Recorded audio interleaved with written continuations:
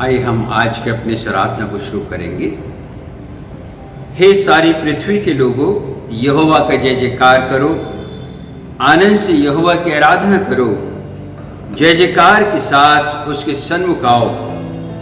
निश्चय जानो कि यहोवा ही परमेश्वर है, उसी ने हमको बनाया और हम उसी के हैं। हम उसकी प्रजा और उसके हाथ की भेड़ें हैं। उसके फाटकों से धन्यवाद और उसके आंगनों में स्तुति करते हुए प्रवेश करो। उसका धन्यवाद करो और उसके नाम को धन्य कहो, क्योंकि यहोवा भला है, उसकी करुणा सदा के लिए और उसकी सच्चाई पीढ़ी से पीढ़ी तक बनी रहती है। आइए हम अपनी आंखों को बंद करेंगे और प्रार्थना में चलेंगे। हमारे जीवित और महान परमेश्वर, धन्यवाद देते हैं पिता आज की सुंदर सुबह के लिए। शुक्रगुजार हैं प्रभु, आपने अपने बड़े अनुग्रह को हम सबके जीवनों पर प्रकट किया। जीवित परमेश्वर, हम धन्यवाद देते हैं विलाप गीत 3:22 के लिए, जहाँ पर आपका वचन हमें बताता है पिता कि हम मिट नहीं गए, यह आपकी महाकरुणा का फल है। आपकी दया अमर है जो प्रतिभोर नहीं होती है। पिता परमेश्वर, आपकी दया हमारे जीवनों पर नई होकर प्रकट हुई, हम आपका धन्यवाद देते हैं। जीवित परमेश्वर, आज की आराधना में हमारे अगुवाई करें। खासकर प्रभु, जब आपके बच्चे अपने घरों में वीडियो के माध्यम से इस आराधना में जुड़ते हैं, पिता परमेश्वर अपनी आत्मा के द्वारा प्रत्येक की सहायता करें और जीवित परमेश्वर हर एक को अपने आत्मा के द्वारा उत्साहित करें, ताकि हम आत्मा और सच्चाई में आपकी आराधना कर सकें। जीवित परमेश्वर, आज का वचन और भजनों का गाया जाना, ये सारी बातें प्रभु आपके नाम की महिमा के लिए हो। धन्यवाद के साथ इस प्रार्थना को अपने उद्धारकर्ता प्रभु यीशु मसीह के नाम से मांगते हैं, आमीन। आइए हम एक गीत सुनेंगे ब्रदर टोनी के द्वारा। सभी को जय मसीह की। प्रभु का धन्यवाद करते हैं एक बार फिर से, परमेश्वर ने मौका दिया उसकी महिमा के लिए हम लोग स्तुति उसकी महिमा कर सकें। प्रभु का लाखों लाख धन्यवाद करते हैं। और महामारी की वजह से हम लोग एज ए चर्च बेशक ना मिल पा रहे हों, लेकिन प्रभु कहता है जहाँ 2 या 3 मेरे नाम से इकट्ठे होते हैं, मैं उनके बीच में उपस्थित रहता हूँ। हालेलुया। तो आइए मिलकर इस गीत को गाकर परमेश्वर की महिमा करते हैं।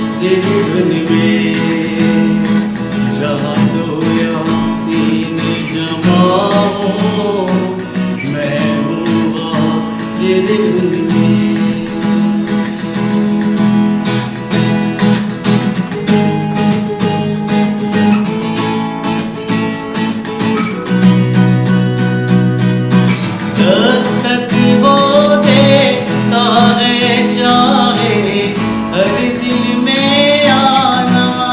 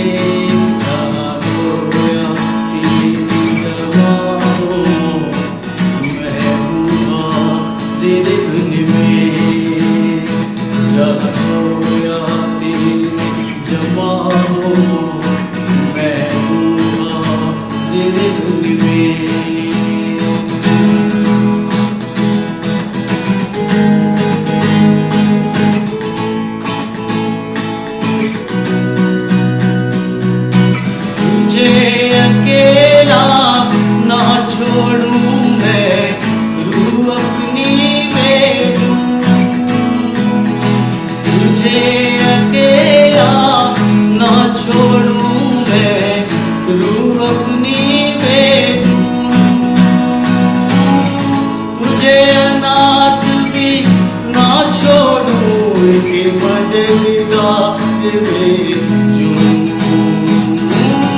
तुझे अनाथ भी ना छोड़ूं, एक मददगार में चूमूं। टूटे शोले बरसे जब फिर बदन लगे जलने,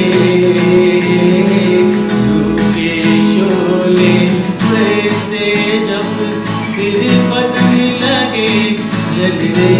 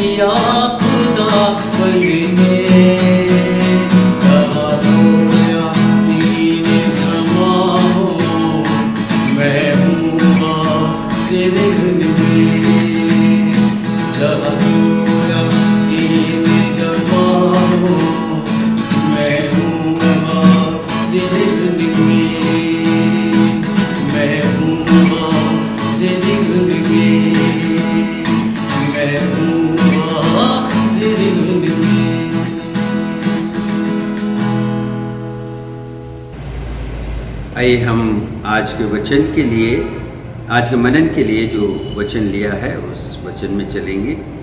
मैं चाहूँगा कि आप मेरे साथ निकाल लें पहला कुरिन्थियों उसका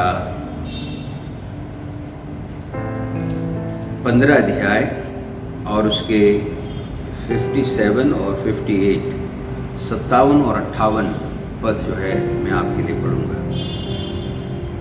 पहला कुरिन्थियों उसका 1 Corinthians chapter 15 verses 57 and 58। यहाँ इस प्रकार से लिखा है, परंतु परमेश्वर का धन्यवाद हो जो हमारे प्रभु यीशु मसीह के द्वारा हमें जयवंत करता है। इसलिए हे मेरे प्रिय भाइयों, दृढ़ और अटल रहो और प्रभु के काम में सर्वदा बढ़ते जाओ, क्योंकि यह जानते हो कि तुम्हारा परिश्रम प्रभु में व्यर्थ नहीं है। एक और वचन में आपके सन्मुख पढ़ना चाहूँगा और वो वचन है पहला यूहन्ना उसका 5 अध्याय और उसके 4 और 5 पद।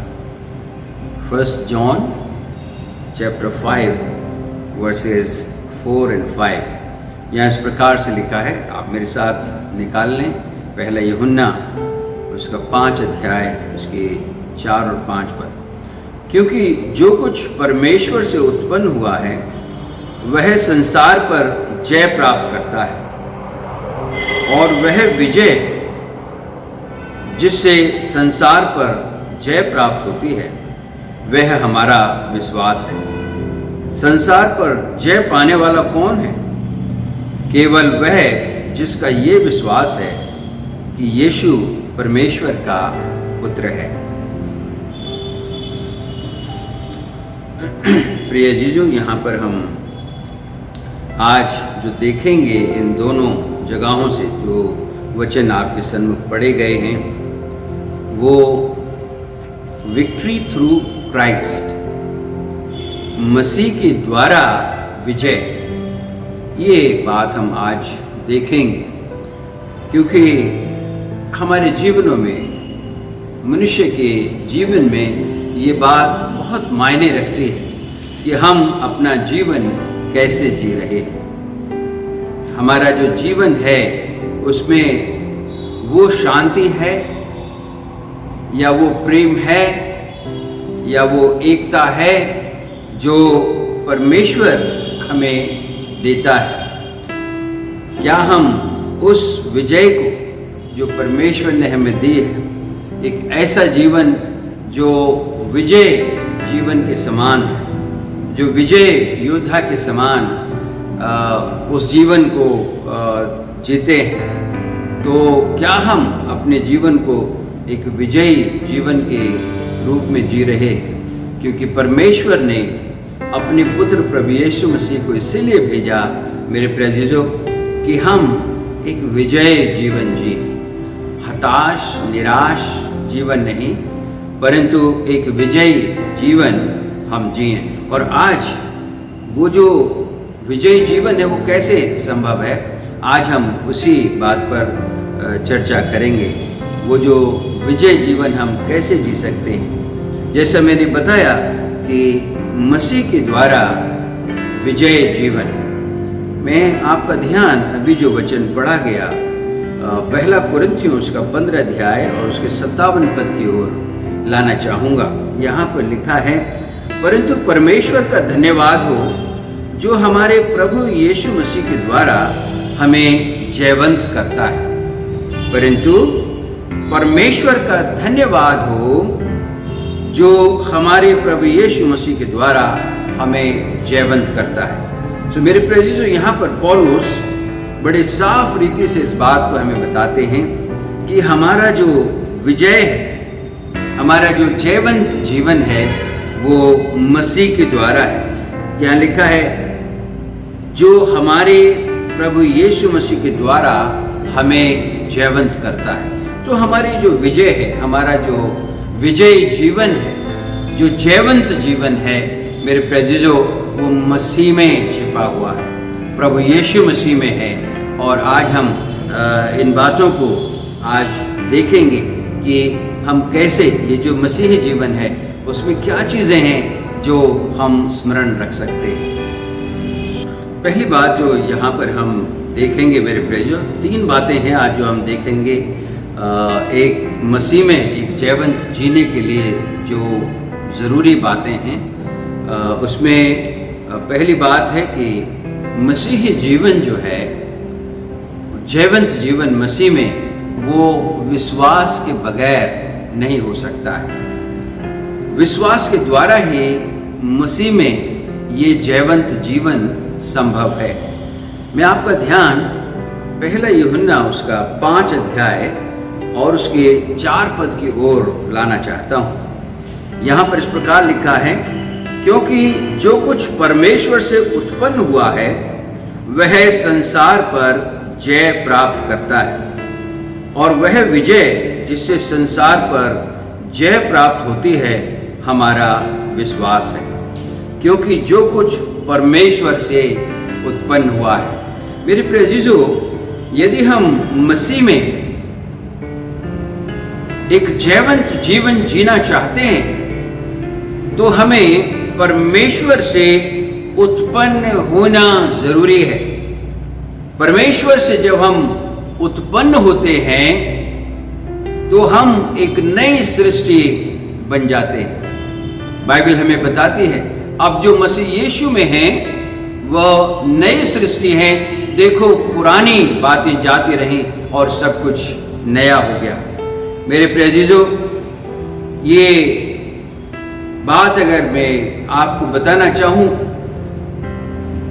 जो कि हम सब समझते हैं इस बात को कि जब परमेश्वर ने इंसान को बनाया तो उसे पवित्र बनाया और अपनी शक्ल पर बनाया, लेकिन पाप के कारण मनुष्य परमेश्वर से जुदा हो गया, दूर हो गया।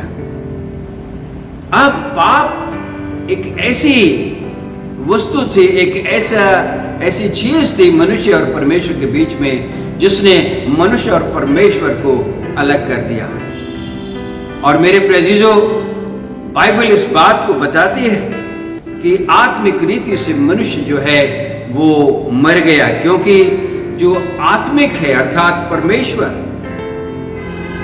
जिसने जीवन दिया, जो आत्मिक है, उस आत्मिक से मनुष्य जो है पाप के कारण दूर हो गया।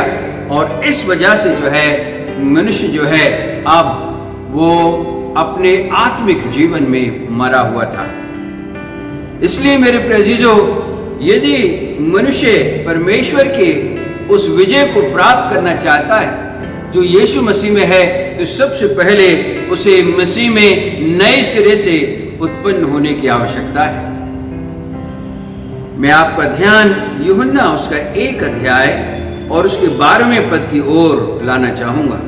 यूहन्ना उसका 1 अध्याय और 12 पद, वहां लिखा है, परंतु जितनों ने यीशु मसीह को ग्रहण किया उसने उन्हें परमेश्वर की संतान होने का अधिकार दिया, अर्थात उन्हें जो उसके नाम पर विश्वास करते हैं। मेरे प्रियजनों, प्रभु यीशु मसीह पर विश्वास करने के द्वारा मनुष्य नया जीवन प्राप्त करता है। यीशु मसीह में आने के द्वारा हमारी, क्योंकि जो पुरानी व्यवस्था है उसको परमेश्वर मसीह में जो नई व्यवस्था है उसके द्वारा हमारे जीवन को प्रारंभ करता है। हम एक नई सृष्टि बन जाते हैं मसीह में, क्योंकि हम एक नई व्यवस्था के अधीन हो जाते हैं। अब हमारा छुटकारा हमारे कामों से, व्यवस्था के द्वारा नहीं, परंतु उस व्यवस्था के द्वारा जो मसीह में अनुग्रह की और प्रेम की, जो अनुग्रह और प्रेम में जो व्यवस्था परमेश्वर ने हमें दी है, हम उस व्यवस्था में आ जाते हैं और हम जो है नए सिरे से उत्पन्न होते हैं। यहाँ पर यदि मैं आपका ध्यान यूहन्ना उसका 3 अध्याय और 3 पद की ओर लेके जाऊं,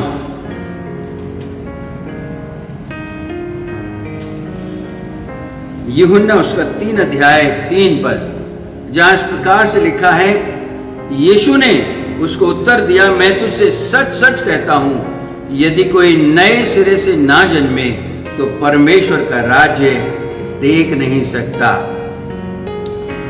तो यीशु, जैसा अभी मैंने पढ़ा यहाँ पर 3रा पद, यूहन्ना उसका 3 अध्याय 3 पद, मैं तुझसे सच सच कहता हूं, यदि कोई नए सिरे से ना जन्मे तो परमेश्वर का राज्य देख नहीं सकता। मेरे प्रिय अजीजों, परमेश्वर के राज्य को देखने के लिए या परमेश्वर का राज्य जो मसीह यीशु में हम तक पहुंचा है, उस राज्य को समझने के लिए, उस राज्य की स्वतंत्रता में अपने जीवन को जीने के लिए हमें नए सिरे से जन्म लेने की आवश्यकता है। और यहाँ पर मैं बताऊं आपको कि प्रभु यीशु मसीह 5वें पद में, यूहन्ना 3 अध्याय उसके 5 पद में कहते हैं, निकोदेमुस के एक जवाब में यीशु कहते हैं, मैं तुझसे सच सच कहता हूं, जब तक कोई मनुष्य जल और आत्मा से ना जन्मे तो वह परमेश्वर के राज्य में प्रवेश नहीं कर सकता। मेरे प्रियजनों, जल और आत्मा से जन्म लेना, मेरे प्रियजनों, ये जल और आत्मा को जो जन्म है वो आत्मिक जन्म, अर्थात जो परमेश्वर के साथ हमारा संबंध जुड़ता है। जब हम अपने रचयिता को पहचानते हैं, जब हम उस परमेश्वर की इच्छा को पहचानते हैं जो उसने हमें संसार में दी है। मेरे प्रियजनों, हम इस संसार में परमेश्वर की इच्छा, परमेश्वर की योजना के अनुसार, परमेश्वर के कामों को पूरा करने के लिए हम इस संसार में हैं। जब हम उस इच्छा को समझते हैं और अपने आप को नम्र और दीन करके परमेश्वर के सन्मुख आते हैं, तब हम अपने आपे से इनकार करके, अपने पापों से पश्चाताप करके हम मसीह के अधीन हो जाते हैं, परमेश्वर के अधीन हो जाते हैं और हम एक नई सृष्टि, एक नई सोच, एक नया विचार, एक नई आशा के साथ अपने जीवन में, मेरे प्रियजनों, आगे बढ़ते हैं। अब वो जीवन नहीं रहा जिस पर पाप का अधिकार था, उस पाप ने जिसने हमें गुलाम बना के रखा था। मेरे प्रियजनों, बाइबल बताती है सबने पाप किया है और मनुष्य पाप की गुलामी में था और परमेश्वर ने स्वयं इस संसार में आकर प्रभु यीशु मसीह के रूप में उस पाप से हमें, अर्थात मानव जाति को छुटकारा दे दिया, उस पाप की पूरी कीमत चुका दी और हमें एक नया इंसान बनने के लिए प्रेरित किया। मेरे प्रियजनों, जब हम इस सच्चाई को पहचानते अपने जीवन में, तब हम एक नई सृष्टि बन जाते हैं। मसीह में नया जन्म हम लेकर के हमारे जीवन का उद्देश्य बदल जाता है। और फिर जैसे मैंने अभी पहला यूहन्ना उसका 5 अध्याय 4 पद पढ़ा, जहां पर लिखा है, क्योंकि जो परमेश्वर से उत्पन्न हुआ है वह संसार पर जय प्राप्त करता है, और वह विजय जिससे संसार पर जय प्राप्त होती है वह हमारा विश्वास है।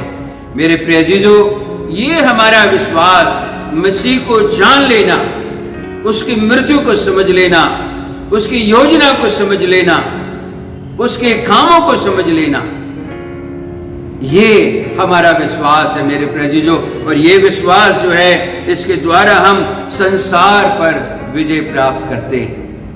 क्योंकि मेरे प्रिय अजीजों, संसार की कोई ऐसी बात नहीं, फिर संसार में कोई ऐसी बात नहीं जो हमारे जीवन पर अपना बुरा प्रभाव डाल सके, या फिर परमेश्वर की जो आशीषें उसने हमें दी हैं, या फिर परमेश्वर ने जो जीवन हमें दिया है जो कि एक दूसरे की उन्नति के लिए, दूसरे के हितों का ख्याल करने के लिए है, उस जीवन को मेरे प्रिय अजीजों हम विजयी रूप में हम उसे जी पाते हैं। संसार पर जय प्राप्त हम करते हैं, संसार की बातों पर हम जय प्राप्त करते हैं। मेरे प्रिय अजीजों, इस संसार की अभिलाषाएं फिर हमारे जीवन पर अपना दुष्प्रभाव डाल नहीं सकती, क्योंकि प्रभु यीशु मसीह का आत्मा हमें बचाता है, हमें उस दुष्प्रभाव से बचाता है जो इस संसार की अभिलाषाओं का दुष्प्रभाव हमारे जीवन पर पड़ सकता है। परमेश्वर का आत्मा हमें उस दुष्प्रभाव से बचाता है। प्रिय अजीजों, मसीह जीवन की शुरुआत जो बुनियाद है वही इस विश्वास के साथ शुरू होती है। जब हम एक नए मनुष्यत्व को हम पहन लेते हैं, हमारे जीवन की जो अब इच्छाएं हैं, हमारे जीवन की अब जो आगे के रास्ते हैं, वो सब परमेश्वर के द्वारा मसीह यीशु में नए हो जाते हैं, और हम मसीह के उस आत्मा के द्वारा आगे बढ़ते हैं जिसके द्वारा मसीह हमें चलाना चाहते, परमेश्वर हमें चलाना चाहते हैं। मेरे प्रिय अजीजों, ये संसार हमारा परमानेंट घर नहीं है। इस संसार से हर एक को जो आया है उसे जाना है। आज की परिस्थितियों में हम देख रहे हैं लोग किस रीति से इस संसार को, जिस संसार की प्राप्ति के लिए, जिस संसार में बढ़ने के लिए ना जाने कितने सच और झूठ इंसान बोलता है, लेकिन एक छोटे से वायरस के द्वारा ये जीवन समाप्त हो रहा है। ये दुनिया मेरे प्रिय अजीजों हमारा स्थायी घर नहीं है, ये अस्थायी जगह है जहां पर हम कुछ समय के लिए। इसलिए मेरे प्रिय अजीजों, ये समझना बहुत जरूरी है हमारे लिए, क्या हमने मसीह में परमेश्वर के द्वारा नया जन्म प्राप्त किया है? क्या हम मसीह में नए सिरे से जन्मे हैं? ये मेरे प्रिय अजीजों हमारे जीवनों पर बहुत बड़ा क्वेश्चन मार्क है। यदि हम ये समझ लेते हैं तो हम एक मसीह में एक जयवंत जीवन जी सकते हैं मेरे प्रिय अजीजों। क्योंकि इस स्थिति में आकर के जब हम मसीह को पहन लेते हैं, जब हम मसीह को अपना स्वामी बना लेते हैं, जब प्रभु यीशु मसीह को हम अपना उद्धारकर्ता ग्रहण कर लेते हैं, तब इस दुनिया की चीज़ें जो हैं हमारे लिए बहुत ही उनके मायने बदल जाते हैं। उनको हम जो है अस्थायी रूप में देखते हैं। स्थायी रूप में अगर हम कुछ देखते हैं तो वो है वो विजय जो मसीह में हमें मिलती है, जहाँ पर परमेश्वर का वचन रोमियोस के 6 अध्याय में हम पाते हैं कि हम जैसे मसीह मृतकों में से जीवित हो गया, वैसे ही हम भी जो उसके नाम पर विश्वास करते हैं, हम भी उसी की तरह जीवित हो जाएंगे प्रभु यीशु मसीह के आगमन पर। सो मेरे प्रिय अजीजों, क्या हमने नया जन्म प्राप्त किया है? मसीही जीवन को एक विजयी जीवन जीने के लिए, इस संसार पर जय प्राप्त करने के लिए मेरे प्रिय अजीजों, हमें नए सिरे से जन्म लेना बहुत आवश्यक है। प्रिय अजीजों, जो दूसरी बात हम यहाँ पर देखते हैं, विजय मसीह के द्वारा, मसीह में विजय होना, इसमें जो दूसरी बात हम यहाँ पर देखते हैं वो है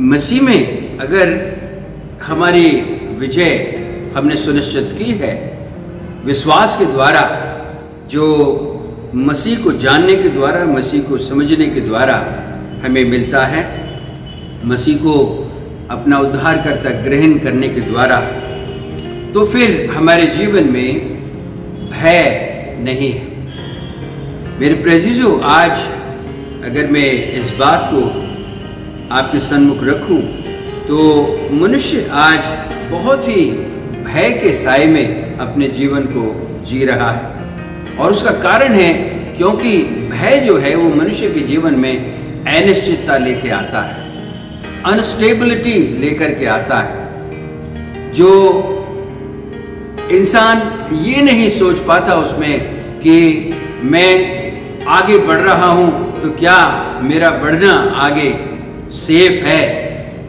अनिश्चितता बनी हुई है, और उस अनिश्चितता की वजह से इंसान जो है वो अपने जीवन को भय में जीता है, भय के साए में जीता है, हर काम को करने से वो डरता है, क्योंकि उसे ये पता है कि अनिश्चितता है, कुछ पता नहीं है कि क्या होगा, कैसे होगा, और इसलिए जो है मनुष्य जो है बड़े भय में जीता है। और ऐसे समय में मेरे प्रिय अजीजों, प्रभु यीशु मसीह यूहन्ना उसके 14 अध्याय में और उसके 27 पद में अगर आप देखें तो हमसे कहते हैं, मैं तुम्हें शांति दिए जाता हूँ, अपनी शांति तुम्हें देता हूँ, जैसे संसार देता है मैं नहीं देता, तुम्हारा मन व्याकुल ना हो और ना डरे। मेरे प्रिय अजीजों, यहाँ पर प्रभु यीशु मसीह 2 प्रकार की शांति की बात करते हैं। एक तो वो शांति जो संसार देता है, और दूसरी वो शांति जो प्रभु यीशु मसीह देते हैं। ये मेरे प्रिय अजीजों समझना बहुत जरूरी है हमारे लिए। हम क्या उस शांति को प्राप्त किया है जो प्रभु यीशु मसीह हमें देने की बात कर रहे हैं?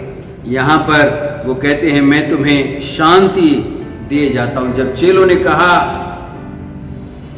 प्रभु यीशु मसीह से, प्रभु यीशु मसीह की वार्ता है चेलों के साथ, यहाँ पर और भी कई प्रश्न हैं। चेलों ने कहा हम मार्ग नहीं जानते, यीशु मसीह ने कहा मार्ग, सत्य और जीवन मैं ही हूँ।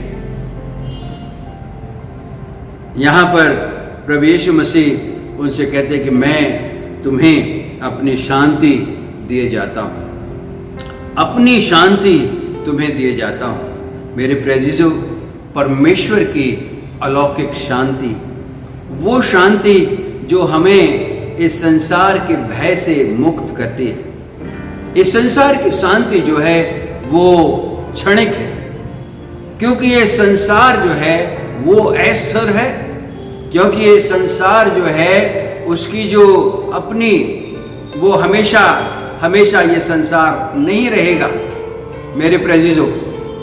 इसलिए जो है इस संसार की शांति जो है वो भी क्षणिक है, और इस संसार के पास अगर शांति देने के लिए है तो वो क्या है? भौतिकवाद, भौतिक चीजें। उन भौतिक चीजों को लेकर के आप जो है, जो अलौकिक शांति है, परमेश्वर की शांति है, जिसका जिक्र यहाँ पर प्रभु यीशु मसीह कर रहे हैं कि मैं तुम्हें शांति दिए जाता हूँ, अपनी शांति देता हूँ, ऐसी शांति नहीं जो ये संसार देता है, क्योंकि संसार की शांति मेरे प्रिय अजीजों वो भौतिकवाद की है। आप जो है हर चीज की बहुतायत के द्वारा कुछ समय के लिए शांति पा सकते हैं, लेकिन प्रभु यीशु मसीह मेरे प्यारे आपको परमानेंट पीस की बात करते हैं, हमेशा की शांति की बात करते हैं। मेरे प्यारे वो हमेशा की शांति, वो शांति जो हमारे जीवन को सचमुच मसीह की शांति को जो हमें सचमुच हमारे जीवन में आती है, वो शांति की बात यहाँ पर प्रभु यीशु मसीह कर रहे हैं। आगे मेरे प्यारे यहाँ पर प्रभु यीशु मसीह कहते हैं, मैं तुम्हें जैसा संसार तुम्हें शांति देता है, मैं तुम्हें वैसी शांति नहीं देता। तुम्हारा मन व्याकुल ना हो और ना डरे। परमेश्वर की शांति मेरे प्यारे हमारे अंदर से डर को खत्म करती है, और इसीलिए यहां पर प्रभु यीशु मसीह कहते हैं कि तुम्हारा मन व्याकुल ना हो, ना तुम डरो, ना तुम घबराओ, क्योंकि जो मेरी शांति अर्थात परमेश्वर की शांति है, उस शांति में हमें वो सच्ची शांति मिलती है जिसके द्वारा हमें संसार पर विजय प्राप्त होती है। संसार की परिस्थितियां, संसार के उतार चढ़ाव, संसार के भूडोल, संसार की गतिविधियां, संसार की जो कुछ इस संसार में होता है, जो इंसान के लिए डर पैदा करता है, मेरे प्यारे परमेश्वर की शांति हमें उस डर से बचाती है, उस भय से बचाती है, क्योंकि परमेश्वर की शांति जो है वो अलौकिक शांति है, क्योंकि वो परमेश्वर की शांति हमें परमेश्वर के आत्मा के द्वारा हम तक पहुंची है। और इसलिए हम जो है, हमसे मसीह कहते हैं कि हम उस शांति को हम प्राप्त कर रहे हैं, जिसके द्वारा हमें इस संसार की कोई भी बात हमारे ऊपर प्रभाव नहीं डाल सकती है, बुरा प्रभाव नहीं डाल सकती है। इसीलिए प्रभु यीशु मसीह कहते हैं, तुम्हारा मन व्याकुल ना हो और ना डरे। मेरे प्यारे क्या हमने इस शांति को जो मसीह में हमें मिली है, हमने प्राप्त किया है? क्या हम आज तक इस संसार की शांति जो कि भौतिकवाद की शांति, उसके पीछे भाग रहे हैं? क्या इस संसार की प्राप्ति हमारे जीवन के लिए हमेशा ठहरी रहेगी? मेरे प्यारे बाइबल तो ऐसा बताती है, परमेश्वर का वचन धर्मशास्त्र बताता है कि ये सब कुछ नाश हो जाएगा, कुछ भी नहीं बचेगा। याद करिए, जब इंसान इस संसार से चला जाता है तो क्या लेके जाता है अपने साथ? कुछ भी नहीं।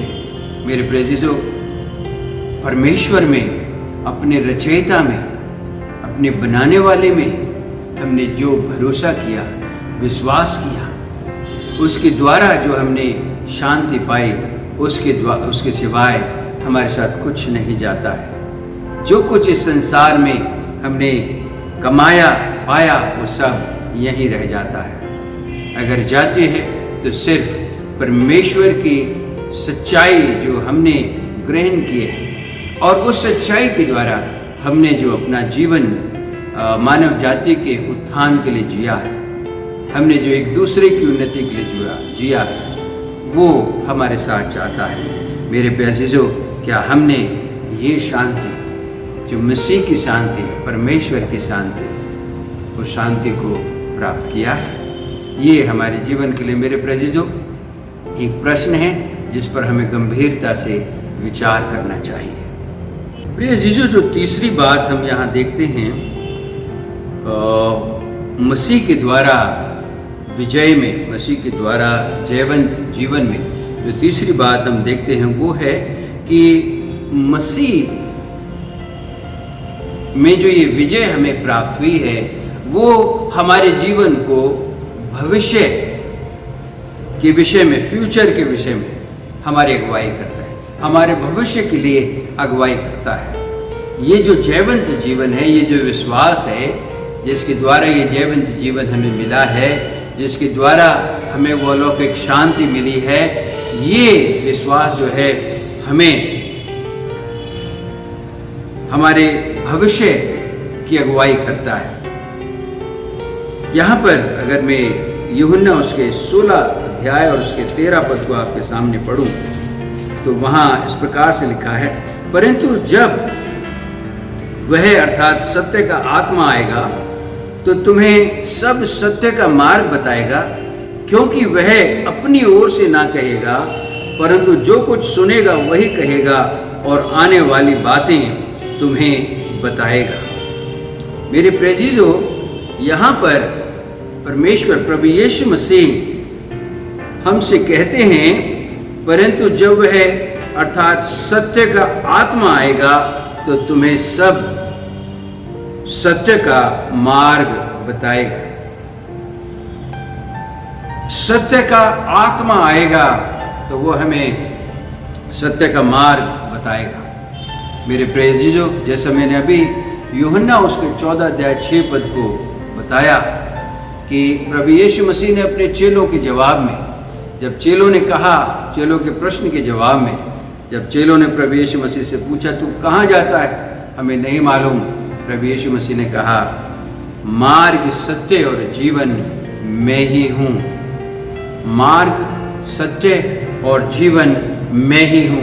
मेरे प्रियजनों, सत्य भी प्रभु यीशु मसीह है, मार्ग भी प्रभु यीशु मसीह है और जीवन भी प्रभु यीशु मसीह है। और प्रभु यीशु मसीह ने जब वो उनका स्वर्गारोहण हो रहा था, अपने मृतकों में से जीवित होने के 40 दिन बाद जब वो स्वर्ग पर उठा लिए गए, उससे पहले मेरे प्रियजनों, परमेश्वर ने, प्रभु यीशु मसीह ने ये वायदा किया था कि सत्य का आत्मा तुम्हारे पास आएगा, अर्थात पवित्र आत्मा तुम्हारे पास आएगा, जो हम मेरे प्रियजनों पेंतिकुस्त के दिन, जो कि हम प्रेरितों के काम 2 अध्याय में देखते हैं, जब चेले यरूशलेम में इकट्ठे थे और परमेश्वर का आत्मा उन पर उतरा, और वो चेले जो डर और भय में अपना जीवन जी रहे थे, उन चेलों के ऊपर परमेश्वर का सत्य का आत्मा उतरा और वो उन्हीं लोगों के सामने जिनसे डरे हुए थे, उनके सामने वो इस सत्य की गवाही देते हैं, प्रभु यीशु मसीह की गवाही देते हैं, इस जीवन की गवाही देते हैं, इस मार्ग की गवाही देते हैं। मेरे प्रियजनों, वो सत्य का आत्मा आप हमारे बीच में आ गया है, जो हमारी अगुवाई करेगा। मेरे प्रियजनों, वो हमारा सबसे बेहतरीन काउंसलर है, सबसे बेहतरीन काउंसलर, इस दुनिया का जो सबसे उम्दा अगर कोई काउंसलर है, हमारी अगुवाई कर सकता है, तो वो परमेश्वर का सत्य का आत्मा है। मेरे प्रियजनों, वो सत्य का आत्मा हमारी अगुवाई करेगा, हमें बताएगा हमें कैसे आगे चलना है, हमें कैसे आगे बढ़ना है। मेरे प्रियजनों, वो सत्य का आत्मा, क्या हमने उस सत्य के आत्मा को पाया है? क्या हमने उस सत्य के मार्ग को अपने लिए चुन लिया है? यीशु मसीह है मेरे प्रियजनों, वो सत्य और मार्ग और जीवन यीशु मसीह है। यीशु मसीह को चुन लेने का मतलब है हमने अपने जीवन के लिए, भविष्य के लिए हमने सत्य का मार्ग भी और सत्य का आत्मा चुन लिया है, जो हमारी अगुवाई करेगा। मेरे प्रियजनों, ये सत्य का आत्मा और जो हमें सत्य का मार्ग बताएगा, जो हमें सत्य के मार्ग को समझने में सहायता करेगा, ऐसा लिखा हुआ है कि वो अपनी ओर से कुछ नहीं कहेगा। लिखा है क्योंकि वह अपनी ओर से ना कहेगा, परंतु जो कुछ सुनेगा वही कहेगा और आने वाली बातें तुम्हें बताएगा। जो कुछ सुनेगा वही कहेगा। मेरे प्रियजनों, परमेश्वर का इंतजाम है ये परमेश्वर का आत्मा हमारे लिए। परमेश्वर इस अपने आत्मा के द्वारा मुझे और आपको अगुवाई करना चाहता है। इस आत्मा के द्वारा, ये आत्मा अपनी ओर से नहीं परंतु परमेश्वर की ओर से जो वो प्राप्त करेगा वही हमसे कहेगा। मेरे प्रियजनों, ये परमेश्वर का आत्मा, ये सत्य का आत्मा आज कैसे हम देखते हैं? हम इसको कैसे समझते हैं? ये परमेश्वर का आत्मा, सत्य का आत्मा मेरे प्रियजनों, ये धर्मशास्त्र बाइबल परमेश्वर का वचन है। ये सत्य का आत्मा है।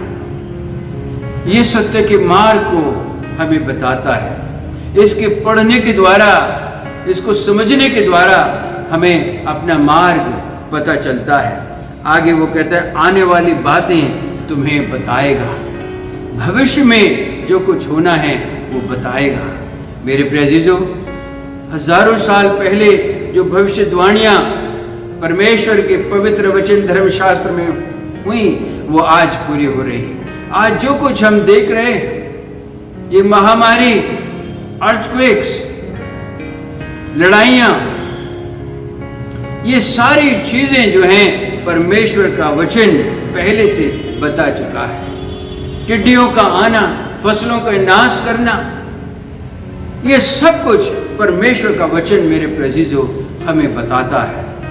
आज पूरी दुनिया जिन समस्याओं से गुजर रही है, जिन प्राकृतिक आपदाओं से गुजर रही है, वो सब मेरे प्रियजनों परमेश्वर के वचन धर्मशास्त्र में लिखी हुई है। इसलिए मेरे प्रियजनों, ये बातें जो आज हो रही हैं हमारे लिए नई नजर नहीं आती, क्योंकि हमने परमेश्वर के वचन में इन बातों को पढ़ लिया है पहले से।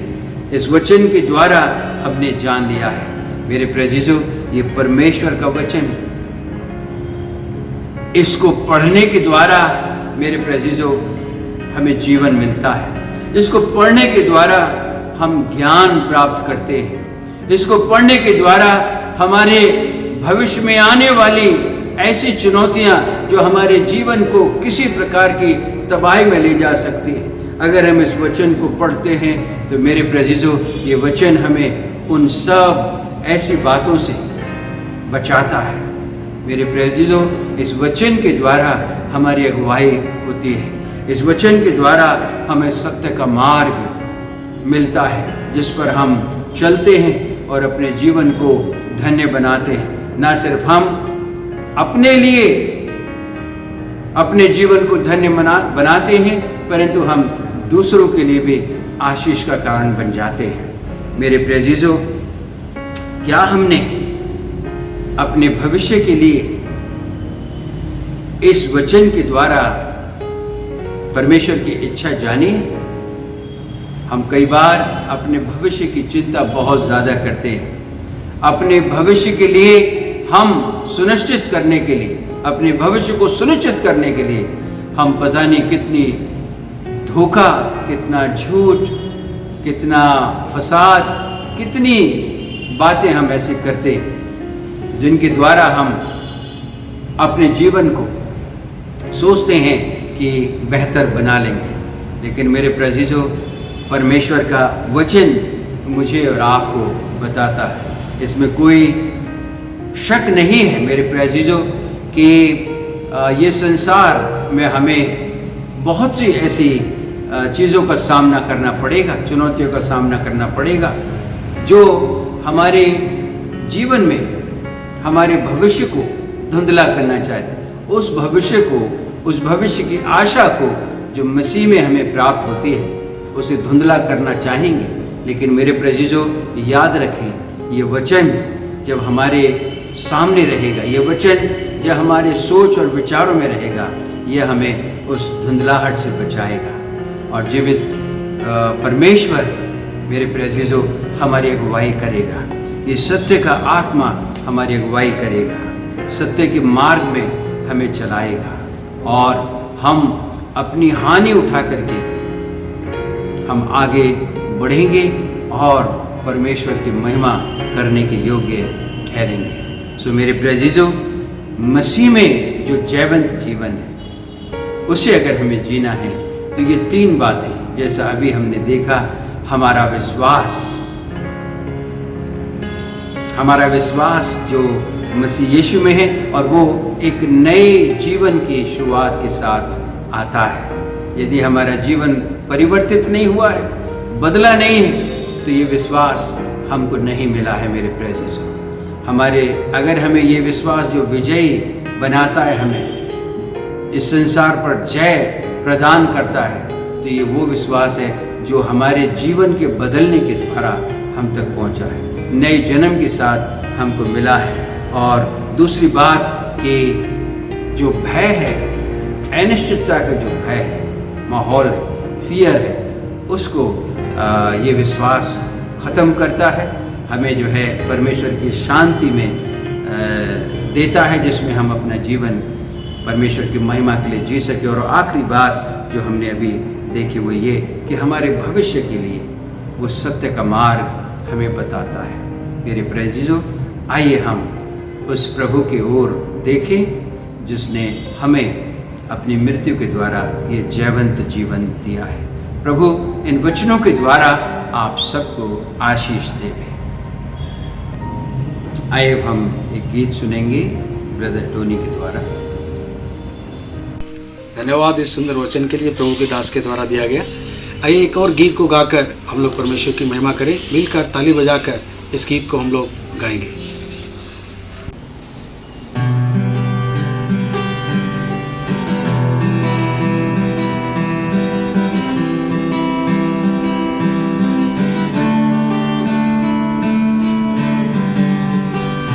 यीशु मसीह तेरे जैसा है कोई नहीं, तेरे चरणों में झुके आसमान और महिमा गाए ज़मीं। यीशु मसीह तेरे जैसा है कोई नहीं, तेरे चरणों में झुके आसमान और महिमा गाए ज़मीं। हम गाए हो सना, तू राजाओं का है राजा, तेरी महिमा होवे सदा। तू है प्रभु हमारा खुदा। हम गाए हो सना, तू राजाओं का है राजा, तेरी महिमा होवे सदा। तू है प्रभु हमारा खुदा।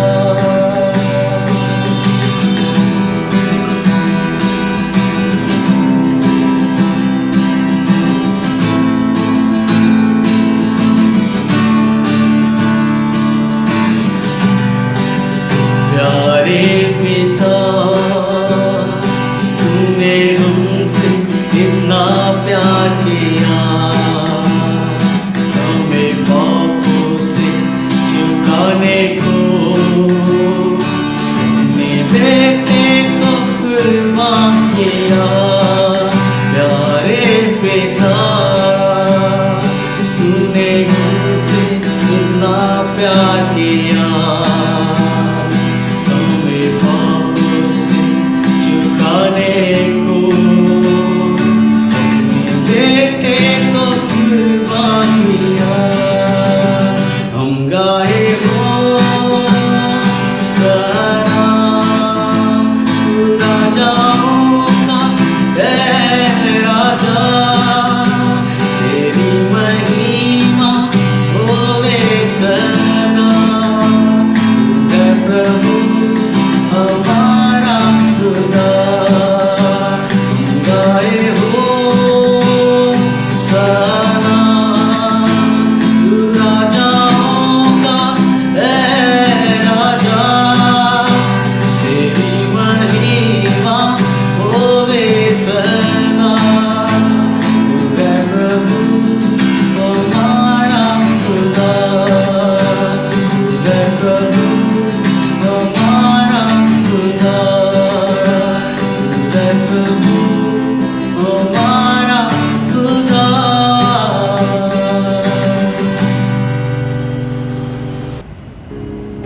आइए हम प्रार्थना करें। हमारे जीवित और महान परमेश्वर, धन्यवाद देते हैं पिता, आपने ये सुंदर अवसर दिया कि हम आपके वचन से अध्ययन कर सके प्रभु, और भजन गाकर आपकी महिमा कर सके। आपके बच्चे इस वीडियो के माध्यम से इस आराधना में जुड़ सके प्रभु जी, और आपकी स्तुति और आराधना कर सके। मैं धन्यवाद देता हूँ पिता। कलीसिया के सभी लोगों को आपके हाथ में सौंपता हूँ।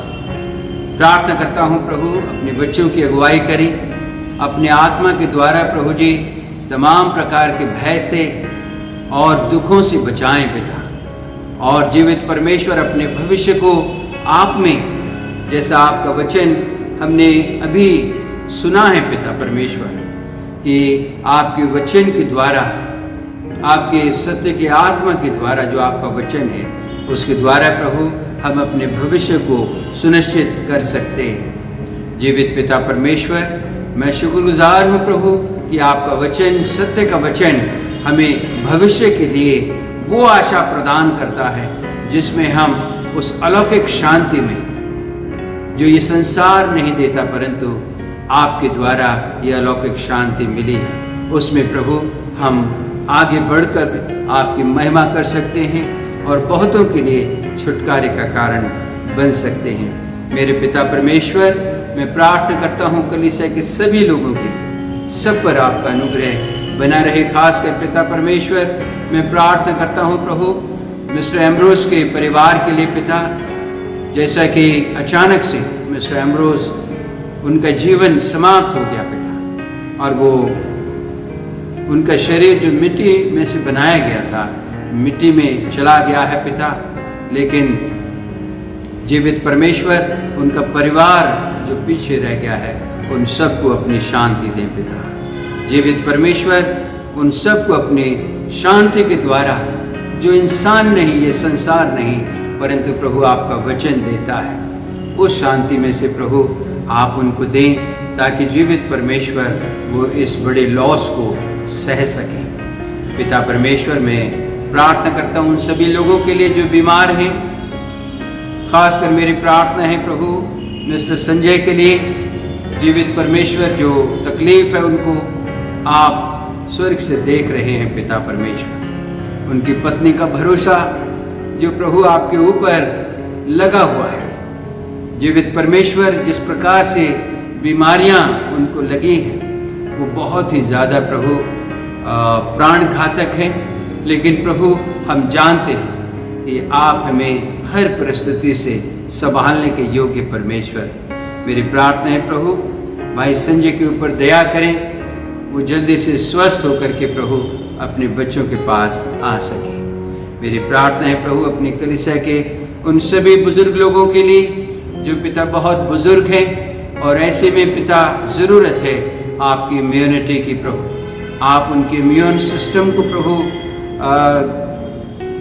बढ़ाएं पिता, ताकि वो किसी भी रीति से किसी बीमारी के द्वारा ना पकड़े जाएं। पिता परमेश्वर, सभी स्वस्थ रहें, सुरक्षित रहें पिता परमेश्वर।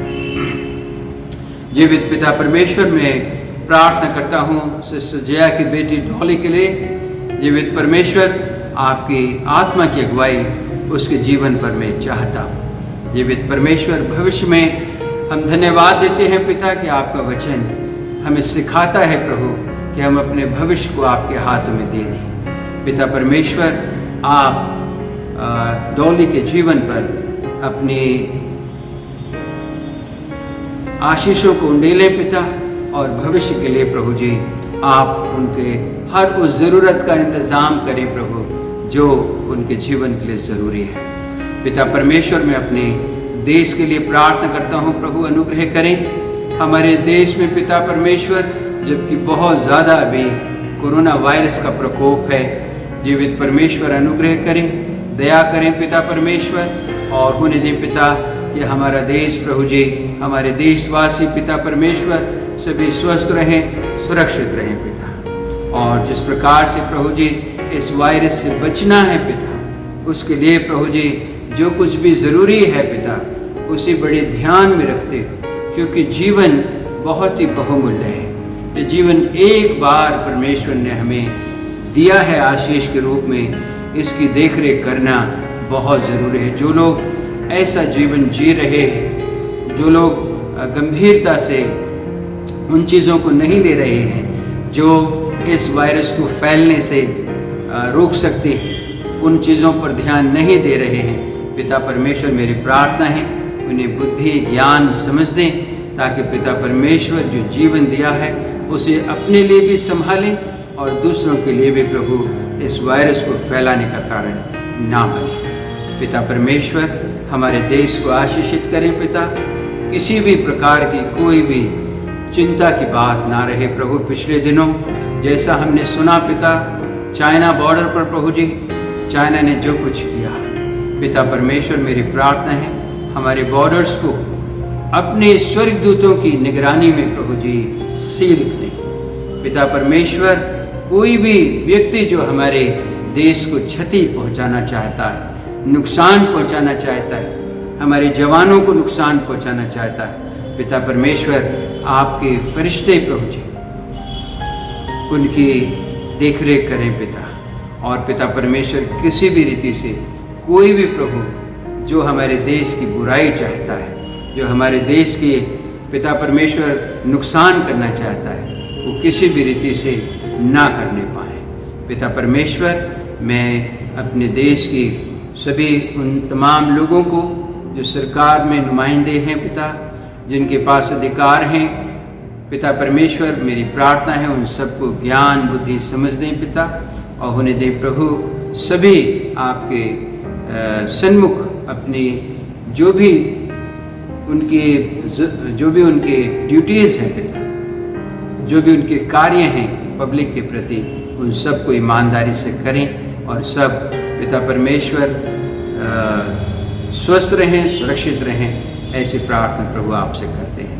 पिता परमेश्वर मेरी प्रार्थना है प्रभु, आपका वचन जो हमें जीवन देता है, आपका वचन जो हमें शांति देता है, आपका वचन जो हमारे अंदर से डर को निकालता है, वो वचन प्रभु जी हमारे देश में, हमारे देशवासियों के जीवनों में प्रभु अपना डेरा डाले प्रभु, और सभी प्रभु हमारे देशवासी स्वतंत्रता से सुरक्षित रहकर अपने जीवनों को प्रभु आपकी महिमा के लिए जिए।